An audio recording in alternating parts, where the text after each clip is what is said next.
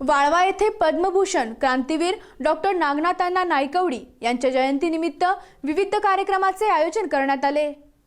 सकाळपासून समाधीस दर्शन घेण्यास लोकांची मोठी गर्दी होती। हुतात्मा कारखाना परिसरातील 15 गावातील शाळेच्या वतीने डॉक्टर नागनाथांना नाईकवडी यांच्या प्रतिमेसह गावातून प्रभात फेरी काढण्यात आली। या प्रभात फेरीमध्ये विद्यार्थ्यांसह नागरिकांनी मोठ्या संख्येने सहभाग दाखवला होता। यावेळी वाळवा येथे हुतात्मा साखर कारखान्याच्या परिसरात हुतात्मा साखर कारखान्याचे चेअरमन वैभव नाईकवडी यांच्या हस्ते 200 झाडांची लागवड करून डॉक्टर नागनाथांना नाईकवडी यांना आदरांजली वाहण्यात आली। यावेळी हुतात्मा साखर कारखान्याचे कार्यकारी संचालक नरेंद्र कापडनीस, हुतात्मा दूध संघाचे चेअरमन भगवान पाटील, BR थोरात, दिलीप पाटील, आनंदराव पाटील व भाऊकर कदम यांच्या उपस्थितीत वृक्षारोपण करण्यात आले।